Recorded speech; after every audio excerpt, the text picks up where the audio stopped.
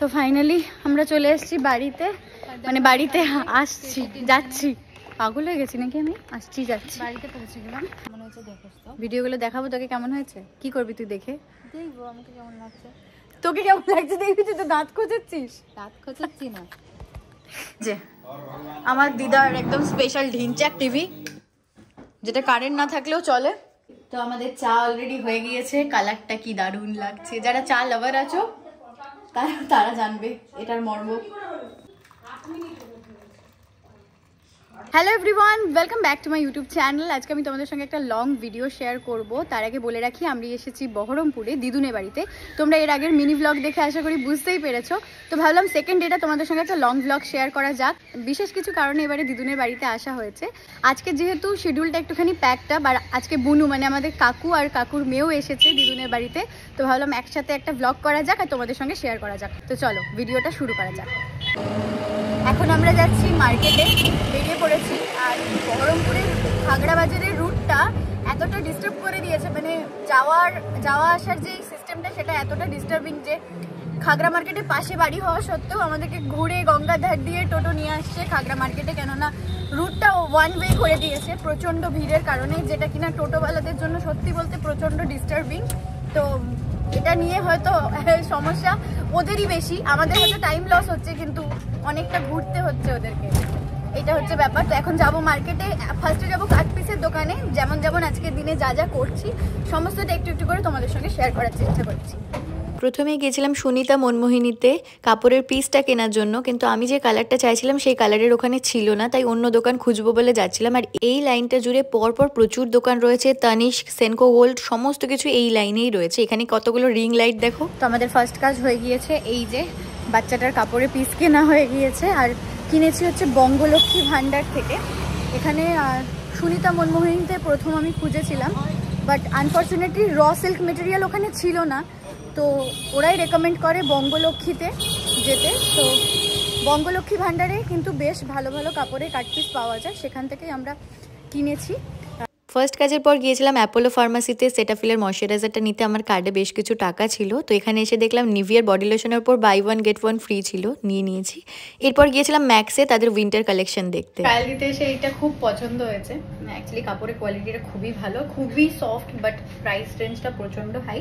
তো পরে কখনো নেব, এখন জাস্ট রেখে দিচ্ছি।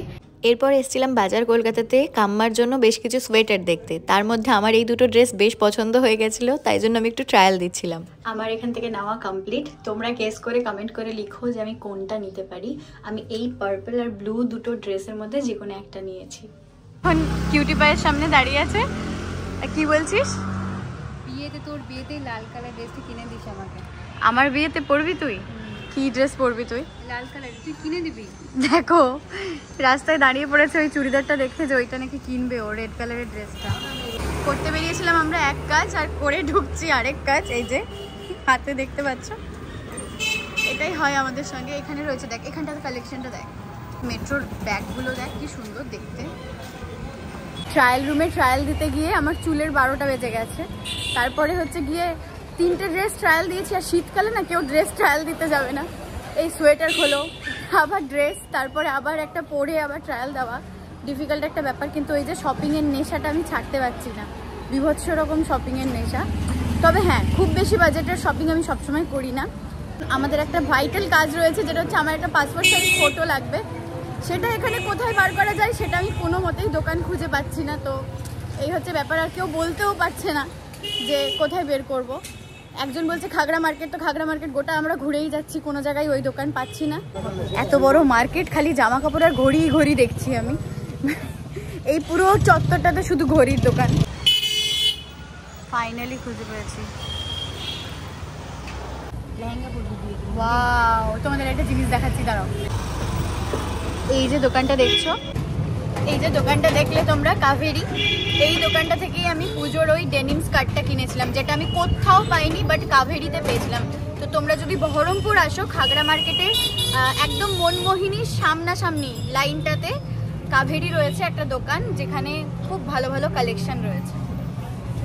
এরপর গিয়েছিলাম বোনের যেখানে এক্সাম পড়েছে সেই লোকেশনটার খোঁজ করতে, কেননা আমরা অনেক সার্চ করেও এই লোকেশনটা খুঁজে পাচ্ছিলাম না। বলবো পেয়েছি ফাইনালি পেয়ে গেছে আমার স্কুল। আমরা আমি কালকে শান্তি করে পরীক্ষা দিতে যেতে পারবো। অ্যাকচুয়ালি ব্যাপার হয়েছে কি সয়দাবাদে মনীন্দ্রচন্দ্র আছে। দিদার বাড়ি হচ্ছে সয়দাবাদে, তো সয়দাবাদে এখানে মনীন্দ্রচন্দ্র বিদ্যাপীঠ রয়েছে, তো সেখানে এসে আমরা মনীন্দ্রচন্দ্রই যেহেতু ওর পড়েছে লালবাগে গার্লস স্কুলে, তো ওখানে জিজ্ঞেস করলাম, সামনেই জিজ্ঞেস করছিলাম, কেউ বলতে পারছিল না, বাট ঢুকে আমরা স্কুলের লোকের সঙ্গে কথা বললাম, তো ওনারা হেডমাস্টারের সঙ্গে কথা বলে আমাদেরকে অরিজিনাল ঠিকানাটা একদম বলে দিল, তো ওর সুবিধাই হবে কালকে যেতে। বাবা শান্তি, সেই কখন থেকে ঘুরছি আমরা স্কুল খোঁজার জন্য, এক তো পাসপোর্ট সাইজ ফটোর জন্য, তারপরে স্কুলের জন্য, আর ওই কাজ দুটো করতে গিয়ে আমরা গাদা বাজার করে ফেলছি, মানে আমাদেরকেও তো একসব দেওয়া উচিত কিন্তু। আচ্ছা, তোমরা অনেকেই আমার ভিডিওতে রাহুলকে দেখো, মানে বুবাইকে দেখো, যে আমার আরেকটা ভাই রয়েছে, সেটা আমার একমাত্র ভাই। ওটা হচ্ছে ওর দিদি, নিজের দিদি হচ্ছে এটা, আর আমিও নিজের দিদি, কিন্তু জ্যাঠতো দিদি, মানে ওটা হচ্ছে না আসলে আমি নিজের দিদি, কিন্তু আসল মানে সবাই ভাবে ও হচ্ছে হ্যাঁ সবাই ভাবে না নিজের দিদি। আমাদের মধ্যে ভাই বোনদের মধ্যে আমাদের যায় না না, আমাদের জেঠু কাকু ভাই বোনদের মধ্যে কোনো পার্থক্য নেই, সবাই নিজেরই। আমাদের ম্যাক্সিমাম লোকেই ভাবে যে আমরা 3 ভাই বোন, তো না, আমার ভাই হচ্ছে বাবন, মানে সোহম, হ্যাঁ, আর রাহুল আর বুবাই হচ্ছে ওর ভাই। তো আমরা সবাই নিজেদের মতন করেই থাকি, একদম নিজের ভাই বোনরা যেরকম, যেহেতু জয়েন্ট ফ্যামিলিতে আমরা ছোট থেকে বড় হয়েছি, তো আমাদের বন্ডিংটা সেই লেভেলেরই। তোমরা ভাবতেই পারো যে ওটা আমার নিজের ভাই, বা আমার ভাইকেও ভাবতে পারো যে ওটা ওর নিজের ভাই। তো ফাইনালি আমরা বাড়ির রাস্তায় চলে এসেছি, আর এতটা আমরা হেঁটে হেঁটে এসেছি। ফাইনালি ঘরে চলে এসেছি, আর ঘরে এসে দেখি দিদা অনেক কিছু রান্না করেছে, আর খিদেও পেয়েছিল প্রচণ্ড, বাট ঘরের মধ্যে ঠান্ডা, তাই খেয়ে দিয়ে নিয়ে ছাদে গিয়ে আমি, বোন আর মা মিলে আড্ডা দেবো একটু। খাওয়া দাওয়া করে আমরা চলে এসেছি ছাদে একটুখানি রোদ পোহাবো বলে, আর ছাদে রোদ খুব অল্প রয়েছে, বাট তাও স্টিল ভালো লাগছে, মিষ্টি একটা রোদ রয়েছে। তোমাদেরকে একবার ছাদটা আমি ভালো করে ঘুরিয়ে দেখিয়ে দিচ্ছি, কেননা যে সময়টা তোমাদের সঙ্গে ছাদটা শেয়ার করেছিলাম দিদার বাড়ি, সেই টাইমটাতে হচ্ছে অনেক অগোছালো ছিল, এখন একটুখানি গোছানো রয়েছে, তাই জন্য একটু দেখিয়ে দিচ্ছি। দেখো দিদার ছাদের না দুটো পোর্শন রয়েছে, একটা গেট দিয়ে ঢুকেই এই পোর্শনটা, এই যে সিঁড়ি দিয়ে উঠে এসে ডান সাইডটা হচ্ছে এটা, এখানে অ্যালোভেরা গাছ রয়েছে, আর গ্রোথ দেখো ঠিক কতটা, এই যেখানে ফুল গাছ রয়েছে। আবার এই সাইডে দেখছো অ্যালোভেরা গাছটা ওইখান থেকে পুরো নিচের দিকে নেমে এসেছে। শীতকালে বেসিক্যালি দুপুরবেলা খাওয়া দাওয়া করে একটুখানি ছাদে বসতে আমার বেশ ভালো লাগে। আমাদের বাড়ির ছাদটা যেহেতু নাচের ক্লাসের জন্য ঘিরে দেওয়া হয়েছে, যেরকম স্টুডেন্ট বেড়েছে ঠিক সেরকমভাবেই নাচের ঘরটা থেকে শিফট করে দেওয়া হয়েছে ক্লাসটাকে, মানে আমি করে দিয়েছি শিফট, যে ছাদে ক্লাস হবে। তো ছাদের ক্লাসের জন্য ওপরটা ঘিরতে আমরা বাধ্য হয়েছি, বাট যখন খোলা ছিল তখন অনেক রোদ্দুর আসতো। এখন একদম ওপর ছাদটাতে রোদ্দুর আসে, কিন্তু সেরকম একটা যাওয়া হয় না ওপরের ছাদটাতে। আর দিদার বাড়ি এলেই আগে আমি ছাদে আসি, কেননা এখানে ছাদটা দেখতেই পাচ্ছ পুরো ওপেন, আর ওপেন ছাদ আমার খুব ভালো লাগে। ছাদে মোটামুটি 1-2 ঘন্টা বসে মা, আমি আর বোন মিলে আড্ডা দিচ্ছিলাম, আর বহু রকম আলোচনা করছিলাম। কিন্তু এই যে দিদাদের ছাদে হনুমানের প্রচণ্ড ভয়, ওই জন্য দেখছো পাশে আমি লাঠি নিয়ে বসেছি, কেননা যখন তখন অ্যাটাক করে ওরা। মোটামুটি 5টা-6টা নাগাদ আমরা একটুখানি খাবার দাবার খাবো, মানে চা খাবো। তো চায়ের সঙ্গে টাটা তো লাগবে, সে কারণে আমি এখানে মাখানা রেডি করছি। ফার্স্টে একটুখানি বাটার দিয়ে নিচ্ছি, আর দেন এই বাটারটাকে ভালোভাবে গ্লাইড করে নিচ্ছি গোটা প্যানটাতে। এরপরে প্যানটার ওপরে আমি মাখানা দিয়ে দেবো। আগের দিন মামা মামির সঙ্গে রিলায়েন্সের যে স্মার্ট মার্কেট আছে সেখানে গিয়ে এই মাখানাটা কিনে এনেছিলাম। মাখানা খেতে ভীষণ ভালো লাগে, অনেক রকম প্রসেসেই করা যায়, মশলা মাখানাও করা যায়। তোমরা চাইলে চটপাটা করতে চাইলে মশলা লাগাতে পারো, বাট আমার এখানে একটুখানি বিট নুন দিয়ে বাটার দিয়ে খেতেই বেশি ভালো লাগে। এই প্রসেসটা মামির থেকে আমার জানা আর কি। একদম অল্প সময়ে রেডি হয়ে যায়। তো আমাদের অলরেডি রেডি হয়ে গিয়েছে, এবার আমরা চা বানাবো। রেডি আমাদের মাখানা, এবার আমরা একটুখানি চা করে নেবো। দুধ চা খাস তো? দুধ চা করে নেবো। তো আমরা দুজন মিলে ওখানে গিয়ে আড্ডা দেবো। আজকে বইমেলা যাওয়ার কথা ছিল, কিন্তু যাওয়া হলো না, কেননা একটা অন্ধকার নেমে এসছে, আর সত্যি বলতে বাড়িতে মা দিদুন দুজনেই থাকবে না। তো আমরাও যদি না থাকি ঘর পুরো ফাঁকা থাকবে। তো কালকে আবার বইমেলা যাবো, সেটার ব্লগ তোমাদের সঙ্গে অবশ্যই শেয়ার করবো। এখন কাণ্ডটা দেখো, টিভি চলছে আমাদের, টিভি চলছে। এই যে আমার দিদার একদম স্পেশাল ঢিনচাক টিভি, যেটা কারেন্ট না থাকলেও চলে। কোনো নেই তোমার? চলতেই ওই ইনভার্টারে তো হয় না। হ্যাঁ এই যে মহামানবী আমাদের, শোন, ইনভার্টারে ওটা ইয়ে করা আছে, কানেক্ট করা আছে, কিন্তু চালালে পরে টানতে পারে না। তো টিভিটাকে কানেক্ট করতেই কি বলেছে তোমাকে? এখন তোর দাদু করেছে ওইভাবে। যেমন প্রতিবাদী নারী, অনেকগুলো নাম আছে। 1 নম্বর নাম হচ্ছে মহামানবী, 2 নম্বর নাম হচ্ছে প্রতিবাদী নারী, 3 নম্বর নাম হচ্ছে আমাদের ইন্দুবালা। শুধু শুধু এই ইন্দুবালার ভাতের হোটেলটা নেই, এই ইন্দুবালার এই যে এই হোটেল আছে, এইটা হোটেল ভগবানের হোটেল, ভগবানের হোটেল দেখি আছে।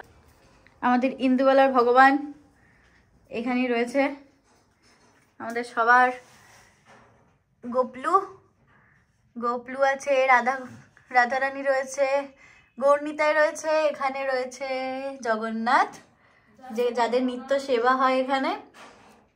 আর এই যে বাইরে একজন এরকম ভূতের মতন দাঁড়িয়েছিল, আমি তাকে দেখে ভয় পেয়ে গিয়েছি। তুমি এখানে কি করছো? লাল চা? বাট আমি তো লাল চা খাবো না, দুধ চা খাবো। কারেন্ট চলে গেছে তো। আচ্ছা তুমি লাল চাটা করে নিয়ে চলে যাও, আমি দুধ চা করে নিচ্ছি। এই যে আমাদের স্ন্যাক্স রেডি। ব্যাপারটা কি হয়েছে দেখো, মা লাল চা বানাতে গিয়ে দেরি করছে, আর দুধ চা বানানোর জন্য ইন্ডাকশনে চাপিয়েছিলাম, কারেন্ট চলে গেছে। এবার দুধ চা যতক্ষণে হবে ততক্ষণ আমি মাখানা শেষ করে ফেলছি, টপ খেয়ে ফেলছি আমি। আমার ভুঁড়ি আর কমবে না মা। এইরকম বোতল আছে, বোতল করে ফেলেছে কেলেঙ্কারি, কিচ্ছু পারে না। এখন আবার দোষটা ঢাকার জন্য তাড়াতাড়ি উঠাচ্ছে, নাহলে ওই চা পাতার বদলে আমরা এই চামচেরই চা খেতাম। কি অবস্থা রে, আমার হাত না স্লিপ কেটেছে, আমার ওরকম ভাবে দোষ ছিল না, ব্যাপারটা দুম করে স্লিপ কেটে গেল। চিনি অল্প দিবি, গরিব মানুষ, আর চামচের রিস্ক নিয়ে নি আমি। চামচ আমার চায়ের মধ্যে পড়ে যাচ্ছে। ঠিক আছে, ইয়েতে যে চামচটা রয়েছে সেটা একদমই ছোট্ট। এবার আমি এইভাবে যদি দিই তাহলে ক্যামেরাটা ও যে করছে একটু চা করার, সেটা ঠিকভাবে হচ্ছিল না, তো আমি একটু স্টাইল মেরে ওই দিক থেকে দিতে যাচ্ছিলাম যাতে করে ক্যামেরাটাতে ভালো ক্যাচ হয়। ব্যাপারটা করতে গিয়ে চামচটা চায়ের মধ্যে পড়ে গিয়েছিল, তো আর আমি রিস্ক নিয়ে নি। চিনিটা ওই জন্য চামচ দিয়ে দিইনি, বাটি দিয়ে দিচ্ছি।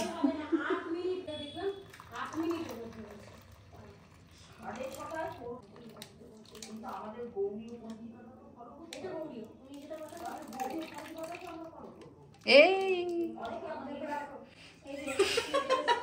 আমি যা আশা করেছিলাম তাই হয়েছে, চা পড়ছে নিচে। এই যে চা বানিয়েছে যিনি, দেখো তোমরা তো এর আগেও দেখেছো, বলো আমি কত ভালো চা বানাই, আমি কখনো এরকম করি বলো?